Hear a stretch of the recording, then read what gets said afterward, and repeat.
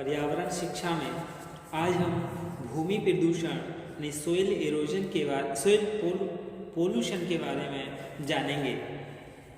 भूमि के भौतिक, रासायनिक या जैविक गुणों में ऐसा कोई भी अवांछित परिवर्तन जिसका प्रभाव मनुष्य तथा अन्य जीवों पर पड़े या जिससे भूमि की प्राकृतिक गुणवत्ता तथा उपयोगिता नष्ट हो, भू प्रदूषण कहलाता है, यानी भूमि प्रदूषण कहलाता है। मिट्टी की अम्लीयता यानी सोइल एसिडिटी, ये विकार आर्द्र क्षेत्रों की भूमियों में पाया जाता है, यानी जहाँ आर्द्र नमी होती है। आर्द्रता के कारण जब भूमि में हाइड्रोजन आयंस की आणविक प्रगाढ़ता अधिक और हाइड्रोक्सिल यानी HCl आयंस अपेक्षाकृत कम होते हैं तो अम्लीय विकार उत्पन्न हो जाते हैं, जिससे मिट्टी के घोल का pH मान सदैव 7 से कम रहता है, यानी अम्ल का pH मान 7 से कम होता है और क्षारीय का pH मान 7 से अधिक होता है। इस विकार के कारण एल्यूमिनियम, लोहा अधिक घुलनशील होने से पौधों के लिए विष का कार्य करते हैं तथा मैंगनीज यौगिक की मात्रा बढ़ने से पौधों की अपचयन क्रिया रुक जाती है। मृदा जीवाणुओं की क्रियाशीलता भी मंद होती है। फसलों को कैल्शियम, मैग्नीशियम, मोलिब्डेनम, फास्फोरस कम मात्रा में उपलब्ध होता है, जिसके फलस्वरूप फसल उत्पादन में गिरावट आ जाती है। भूमि में सिलिका तथा क्वार्ट्ज की अधिकता होने से तथा जैविक पदार्थों के अपघटन से क्षारों के निक्षालन होने और निरंतर अमोनियम सल्फेट जैसे उर्वरकों का प्रयोग करने से भूमि में अम्लों की मात्रा बढ़ जाती है। इस विकार को सुधारने के लिए भूमि में चूने का प्रयोग, क्षारीय उर्वरकों का प्रयोग, समुचित जल निकास व्यवस्था करके, पोटास युक्त खादों का प्रयोग करके तथा अम्ल सहिष्णु फसलें उगाकर आदि क्रियाओं द्वारा दूर किया जा सकता है। फिर दूसरा विकार है, यानी दूसरा प्रदूषण के कारण है रासायनिक और कीटनाशक दवाओं का भूमि पर प्रभाव, यानी मिट्टी की क्षारीयता। दूसरा यानी मिट्टी की क्षारीयता, सोइल एल्कलिनिटी, इसके बारे में जान लें। ये विकार शुष्क और अर्ध शुष्क क्षेत्रों में अधिक वाष्पीकरण के कारण होता है। भूमि की ऊपरी सतह पर सोडियम, कैल्शियम, मैग्नीशियम, पोटास के क्लोराइड, कार्बोनेट्स, बाइकार्बोनेट्स तथा कभी कभी नाइट्रेट्स भी पाए जाते हैं, जिनके कारण ये विकार उत्पन्न होते हैं। इन मिट्टियों में हाइड्रोक्सिल आयंस की सांद्रता हाइड्रोजन आयंस की अपेक्षाकृत अधिक होती हैं। इन मिट्टियों का pH मान सदैव 7 से अधिक होता है, क्योंकि मिट्टी की अम्लीयता का pH मान कितना होता है? 7 से कम, और क्षारीयता का pH मान 7 से अधिक, और उदासीन कितना होता है? 7 पर होता है। ये विकार भूमि में क्षारीय लवणों के बाष्पीकरण से, जल निकास का उचित प्रबंधन न होने से, नहरी जल से निरंतर सिंचाई करने से, सोडियम नाइट्रेट्स आदि उर्वरकों के निरंतर प्रयोग से होता है। इस विकार का मिट्टी पर विषैला प्रभाव होता है। पौधे अधिक मात्रा में सोडियम की मात्रा को अवशोषित करते हैं, जिससे पौधों की वृद्धि तथा विकास नहीं होता है और भूमि की भौतिक, रासायनिक, जैविक दशा बिगड़ जाती है। इससे फसल उत्पादन न्यूनतम ही होता है, यानी फसल का उत्पादन सबसे कम हो जाता है।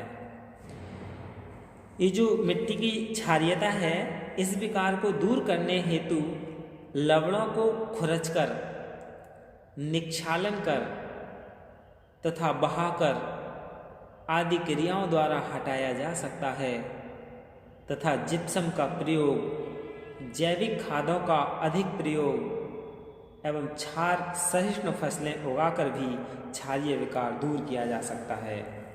अब तीसरा विकार है रासायनिक और कीटनाशक दवाओं का भूमि पर प्रभाव। ये भी एक भूमि प्रदूषण का कारण है। आज उत्पादन बढ़ाने के लिए खेतों में रासायनिक खादों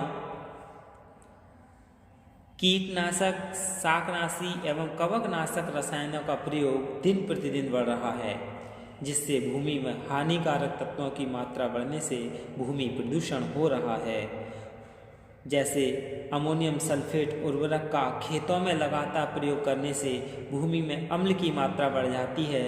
इसी प्रकार सोडियम नाइट्रेट से क्षारीय विकार पैदा हो रहा है। कीटों को नष्ट करने के लिए DDT, VHC जैसे अधिक हानिकारक विषों का अधिक मात्रा में प्रयोग किए जाने से भूमि में इन रसायनों का अंश कई वर्षों तक रहता है, जिससे मृदा प्रदूषण होने के साथ साथ इन विषयों का अंश अनाजों में आने से मानव में नए नए रोग व बीमारियां फैल रही हैं, जो मानव समाज के लिए क्या है, अभिशाप है। भारत सरकार द्वारा अनाजों, शाकों आदि में DDT व VHC जैसे रसायनों का प्रयोग नहीं करने की सिफारिश करनी चाहिए, प्रयास करना चाहिए।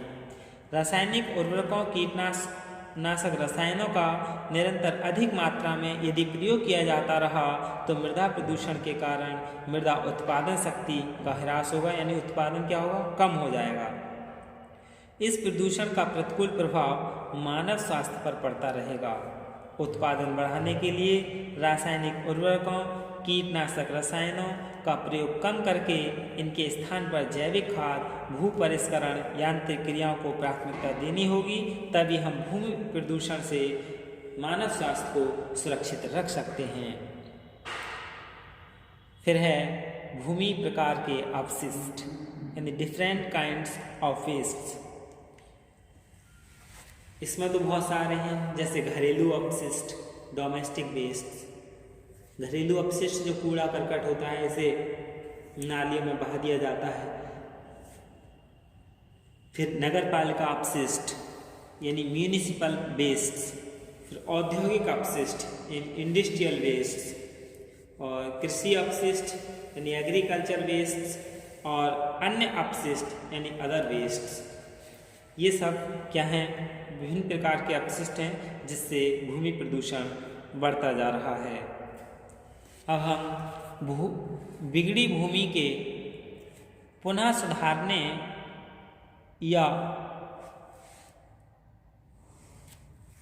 कृषि योग्य बनाने हेतु उपाय जाने कि इन्हें किस तरीके से सुधारा जा सकता है। वेज टू इम्प्रूव और रिक्लेम द सोइल्ड लैंड। भूमि क्षरण द्वारा कृषि योग्य भूमि के बचाव के उपाय पहले दिए हैं, लेकिन जो भूमि प्रदूषण से दूषित हो गई है या खनन कार्य जैसी गतिविधि से नष्ट हो गई है, उसे पुनः कैसे प्राप्त करें, यह एक क्या है, जटिल प्रश्न है। लेकिन फिर भी कुछ तो उपाय करने ही हैं, यानी भूमि सुधारने वाली फसलों को लगाएं, तब आगे और अन्य वृक्ष, झाड़ियाँ आदि लगाएं। इन्हें तब कृषि कार्य, सघन वृक्षावली, पानी संग्रह केंद्र अथवा आमोद प्रमोद स्थल के रूप में उपयोग में लिया जा सकता है। जो स्थान खनन से इतने खराब हो गए हों कि जगह ऊबड़ खाबड़ हो गई हो, तो वहाँ का लैंडस्केप तैयार कराकर उसमें स्विमिंग पूल, खेलने